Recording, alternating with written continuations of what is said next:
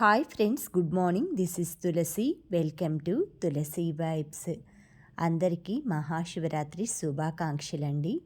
శివరాత్రి రోజు మేమైతే temple and shopping అన్నీ చేసుకుందామని ఆ రోజు మా హస్బెండ్కి లీవ్ దొరికింది.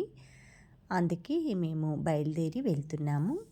మహాశివరాత్రి రోజున శివాభిషేకము, ఉపవాస దీక్ష చేస్తే మోక్షప్రాప్తి కలుగుతుంది.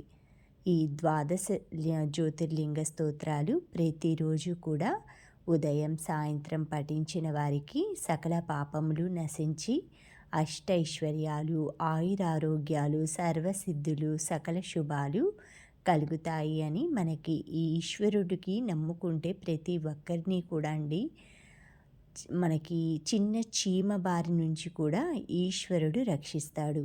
మనకి ఒక సామెత ఉంది కదా, శివుడు ఆజ్ఞ లేనిది చీమైనా కుట్టదు అని. అందుకే ఆ ఈశ్వరుని మనం పూజించామంటే మనకు కలిగే అన్ని రకాల బాధల నుంచి రక్షిస్తాడు. ముఖ్యంగా ఈ శివరాత్రి రోజు ఆయనకి ఉపవాసం, జాగరణ అంటే మేలుకొని తెల్లవార్తులు ఆ భగవంతుడి నామస్మరణ కీర్తనలు చేసుకుంటూ లింగోద్భవ సమయం ఉంటుంది 12 గంటలకి. ఆ సమయంలో శివుడికి అన్ని పంచామృతాలతో అభిషేకం చేసి విభూది ఇవన్నీ ఆయనకు సమర్పించినట్లయితే లింగోద్భవ సమయంలో ఎంతో పుణ్యం అన్నమాట.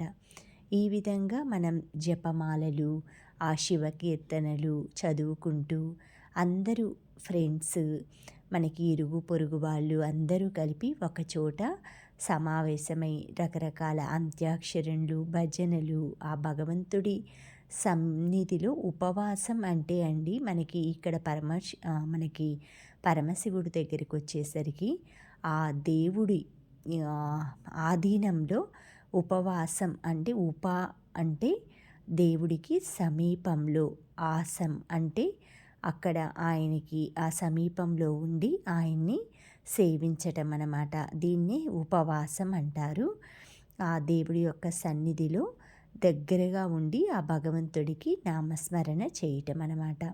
ఇలా ప్రతి ఒక్కరూ కూడా తమ శక్తి కొలది జాగరణ ఉండగలిగిన వాళ్ళు ఉంటారు, ఉపవాసం చేసేవాళ్ళు ఉంటారు. లేదు అంటే ఏమీ చేయకపోయినా సరే అండి, శివ శివ శివ అంటూ ఆ రోజంతా శివనామస్మరణతోటి మనం మన ఇంటిని ప్రతి ఒక్క చోటు మనం ఎక్కడికి వెళ్ళినా కూడా ఆ శివుడి జపంతో మనం స్మరించినట్లయితే ఆ శివుడి యొక్క అనుగ్రహం తప్పక కలుగుతుందండి. నెక్స్ట్ మేము ప్రొవిజన్స్ అవి తీసుకుందామని షాప్కి వెళ్ళాము. ఎక్కువగా నేను మిల్లు దగ్గర అన్నీ కందిపప్పు, పప్పు దినుసులన్నీ అక్కడే పర్చేస్ చేస్తూ ఉంటాను. రిలయన్స్లో ఇలా అయితే ఈ పప్పులు ఇవి కొనట్లేదండి. నేను ఎక్కువగా అవి ఏసీ రూముల్లో ఉండటం వలన తీసుకురాగానే 1 మంత్కి మనకి పురుగులాగా వస్తుంది నాకు.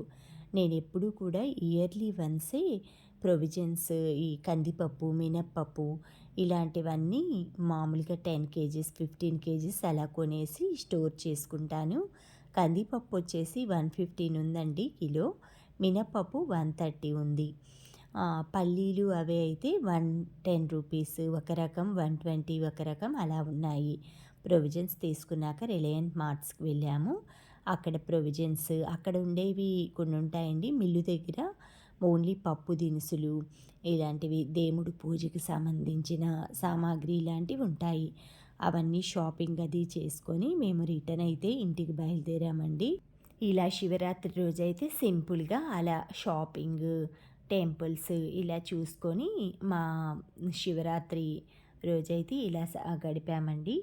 ఏదైనా మనం ఒక డేని మనం ప్లాన్ చేసుకొని ప్రిపేర్డ్గా దాన్ని ఫుల్ఫిల్ చేసుకునే దాంట్లో చాలా ఎంజాయ్మెంట్ ఉంటుందండి. ఒక్కొక్కసారి ఎన్నో అనుకుంటాము, అవన్నీ మనం అనుకున్నట్లుగా అవ్వవన్నమాట. అలాంటప్పుడు మనం ఎప్పుడూ కూడా ఫీల్ అవ్వకూడదు. ముందుగానే ఏదైనా సరే ప్లాన్ చేసుకొని దాన్ని ఒక్కొక్కసారి ఏంటంటే మనకి వీలవ్వచ్చు, వీలవ్వకపోవచ్చు. వీలవ్వలేదని డిసప్పాయింట్ అవ్వకుండా మనం ఇంకొక రోజు ఏదైనా ఒక డేనైతే పర్ఫెక్ట్గా ప్లాన్ చేసుకొని, మన చేతుల్లోనే ఉందండి మన ప్లానింగ్ అనేది. దాన్ని చక్కగా మనకున్న ఈ కొద్దిపాటి సమయం అంటే ఎక్కువగా అందరూ బిజీగా ఉంటారు కదండీ!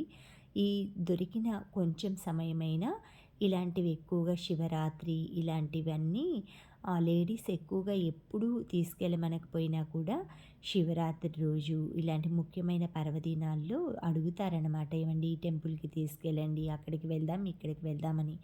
ప్రతి ఒక్కరు కూడా కొంచెం వీలు చూసుకొని మన ఫ్యామిలీకి, లేడీస్‌కి కొంచెం టైం కేటాయించారంటే అందరూ కూడా హ్యాపీగా ఉంటారు. Thank you friends. Thank you for watching. Thank you for valuable time. Have a safe day. Please like, share, subscribe my channel Tulasi Vibes.